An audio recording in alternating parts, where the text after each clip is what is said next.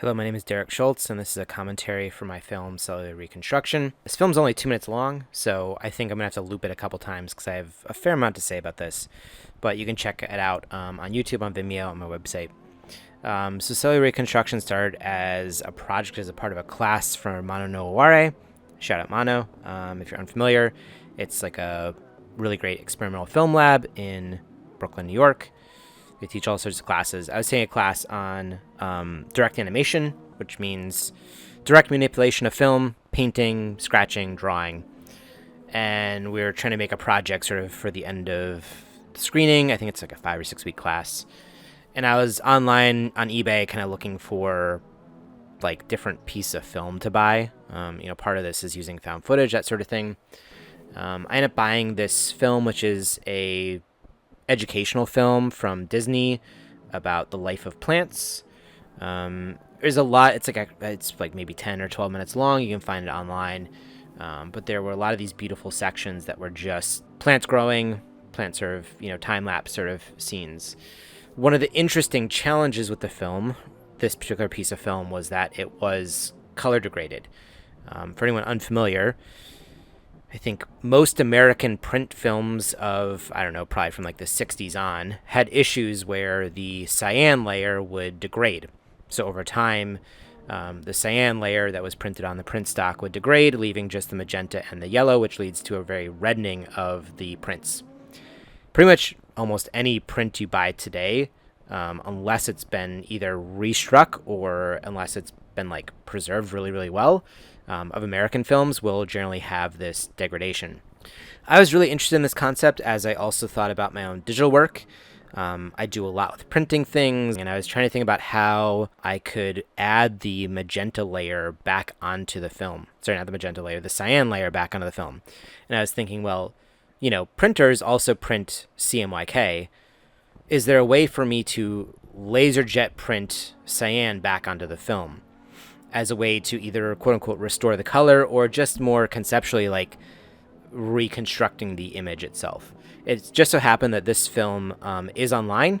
It's on Disney's website. I was able to find a copy of it. Don't ask me about that. I was able to find a copy of it, and what I was able to then do is resequence all of the individual frames and print on top of it. Now, you'll see here that, like, obviously it's a laser jet printer. It has a very fine grain texture to it. But that sort of became the impetus for this project. Was some of these scenes have things reprinted over top of them.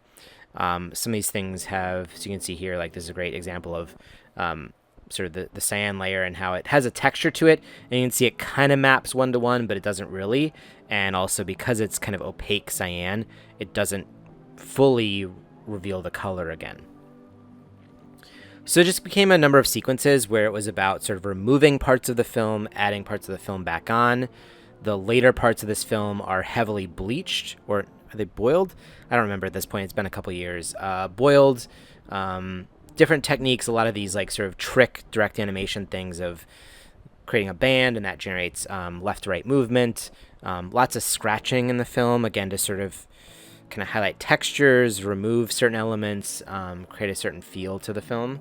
And yeah, that kind of became this little sort of game that I played within it, which is like all the different ways to manipulate the film stock with the idea of removing or adding. The goal really being, I don't know, this gets maybe too deep and a little cringe in the way I think about it, but it's like, I think a lot about science and how science has often tried to reinvent certain things or add things back in the world, and that's only made more problems, right? I've jokingly called this my hologram Tupac film because I think it's about recreating things in a way you think is going to be really realistic and sometimes becomes either a joke or just feels completely separate. This initial section is actually it's like cyan, it's like printed layers, but also like pen plotted on top of it. And it's all at 16 millimeters, so it's very, very small. But yeah, that kind of became the game that we played here, was just like all the different ways to manipulate this. When you watch it with the sound on, you'll also notice the sound is synced. That's not naturally what would occur. If you were to play this back with the way I cut it up and with the way a projector works, the projector is often like 16 to 24 frames behind what you see visually. So the cuts would actually not happen sequentially, and that felt kind of weird to me when I was actually watching it as a digital film. So there are manipulations here within the digital piece that are different than would happen with the real elements that I did show. That's all fine to me because, again, it kind of highlights this like digital analog sort of tension. And that's kind of a big part of this film. So it was edited digitally.